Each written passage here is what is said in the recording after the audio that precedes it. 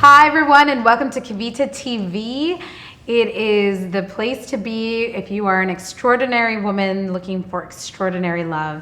And today I have here with me a special guest, Leila. Welcome. Thank you for being here. Of course. Yeah. So today we're just doing a live coaching experience session with her where I have a little bit of background. I know her question and that's about it. So you're going to be getting a look into us being kind of live and her expressing herself and me helping her through what her question is. So I want you to take any nugget that comes out of this session for you, because it's very easy to go into, I'm not like her, I'm different. And I want you to really hone in on those nuggets that are totally applicable for you, because then you're gonna get so much out of this. So Leila will have a love breakthrough and so will you. So Leila, tell me what your question is. Okay, so I can get a date, it's not a problem. But what the problem is that if I meet a guy who's like ready for marriage and like wants what I want, I don't feel physically attracted normally.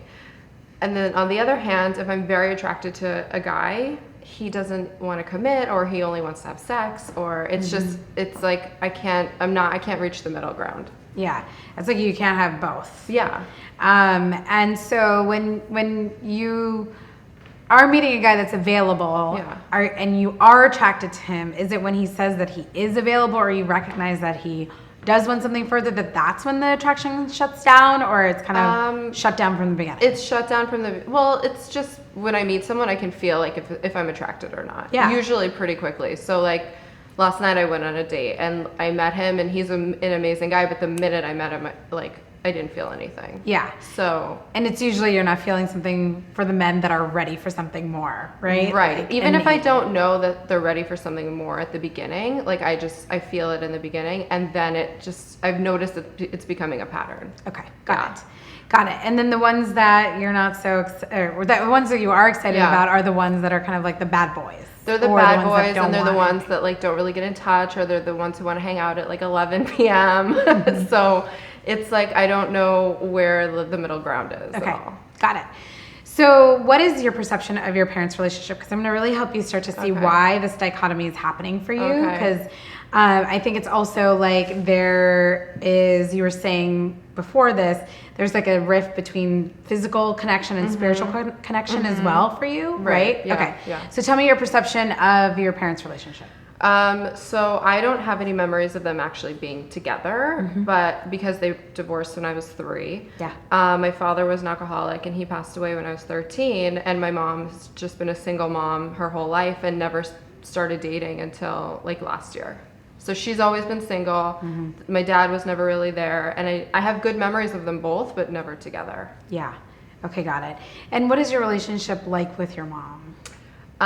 Currently it's almost non-existent, only because I recently found out that, you know, she's been lying about a lot of things, and so I'm having like actually a really hard time with her right now. Yeah.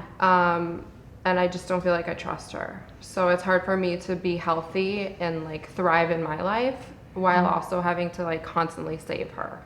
I feel like she's my child. Yeah. And how long have you felt like she's like your child? For a while. Forever. Right? Like my first memory is being in the backseat of the car with her while she's driving and worrying about like her finances and like how she's going to like survive. And so as an adult, when I started making money, I would always just give her money, even to my detriment. So I literally just cut that off recently, and I feel like I've lost my mom. Yeah. Yeah, that's hard. Oh, it's brutal. It's been hard. Yeah. For a long time for you. Yeah. And so did it kind of feel like when you were younger that like dad left? Did it kind of feel like that? Up until like 2 weeks ago, I had so much compassion for him and understanding he's an addict. But now I'm realizing both parents should have done whatever it took to be the parents. So now I'm like putting the responsibility back onto them. Good. Good. That's really, really powerful. So, okay, the first thing that I'm seeing is that to some degree, having a man in your life for you feels like another person that you have to take care of. Yes. Okay. That happened in like my long-term relationship too, where I had to take care of that person Too, right? Yeah, definitely. So you've been relating to love, and even with men and women, from a place of I have to take care of them. Yes. And whatever I can give, I need to give. Yeah. And you're also now at a place in your life where you're tired of that. I'm exhausted. You're exhausted. Yeah, totally. You're exhausted. And so you're just now pushing everything away because it's just like, I can't do this anymore. I really am. And like boundaries is my new best friend because I didn't realize I never had boundaries. So now I'm like, I'm all about saying no and blah, blah, and like enforcing my boundaries. Yeah. But now I think I'm doing it to the other extreme. Yeah. So this is my take on boundaries. Okay. So I think that they're powerful, but I think we use them as a way to actually not really connect to the root of what was happening for us. Okay. You know, so we went from one extreme, which was, you know, giving everything and feeling like I have to take care of everybody in my life all the time. Right. Right. Like you said, even to your detriment at times, right? Yes. And then we go and swing all the way to the other side where it's like, okay, no, I'm putting up all these blocks to love almost. Like I can't do this anymore because love, to everything, but it feels like love is too much. So I have to put up these boundaries. It does feel like that. And so I'll tell you that boundaries is actually the like surface solution, but it's not going to get you to where you want to be. Okay. And the reason why is because we need to get to why in the first place it's safe for you to keep giving and taking care of everybody in your life. Yeah. Because if we don't handle that, then the boundaries will last for a little while and then they'll go away and you'll be right back where you started. Yeah. Or I'll just be completely isolated. Yeah. As opposed to just giving everything. Exactly. Yeah. That's and the I other don't want to option. be isolated. Yeah.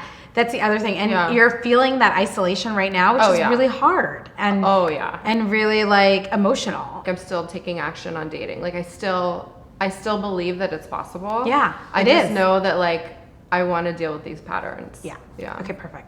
So with your mom, so starting there, right? Because it's been since you were really, really little, probably once they got divorced when you were 3 or 4 or 5 years of age. Yeah. You decided that like I have to take care of both my parents in some way. You know, like with your dad, even though he was gone, there was a way that you felt like you still had to kind of take care of your mom because he was away, right? Or whatever you felt around your dad.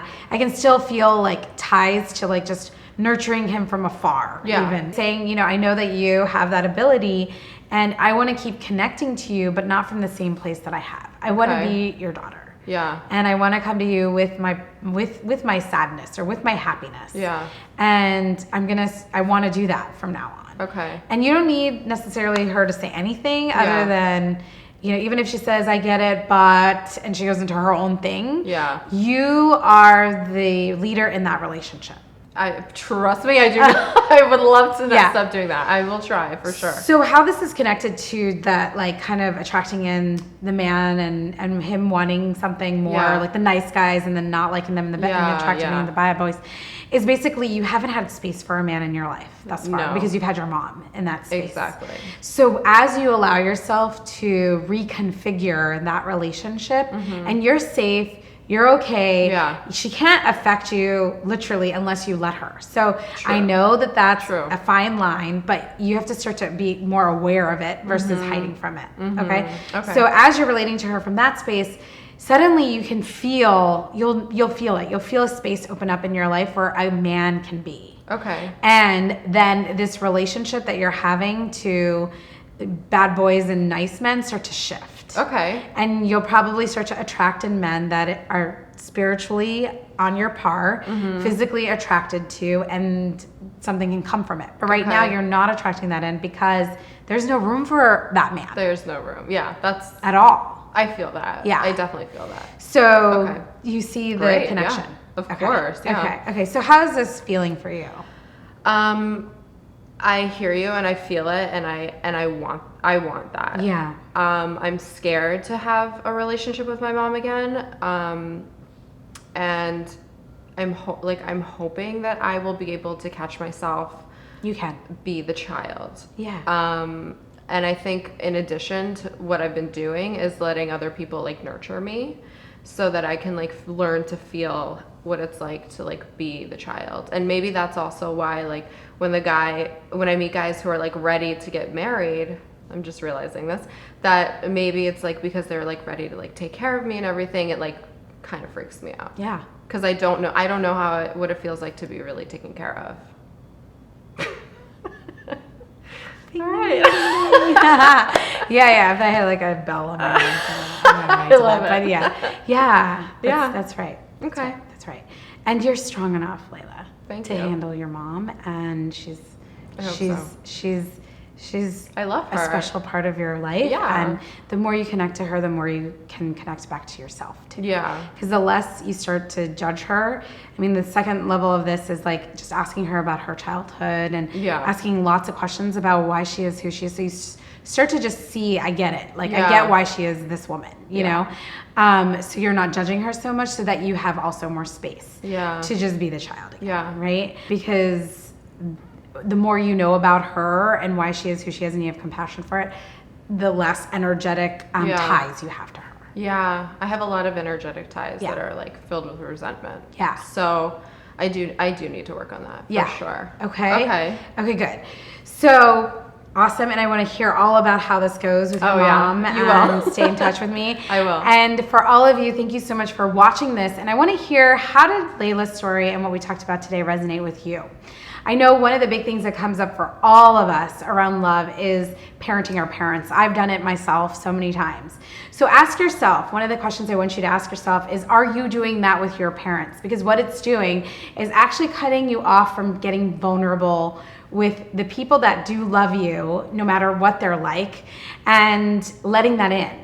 And I love what Layla said also, just letting other people in your life start to nurture you so that starts to feel comfortable.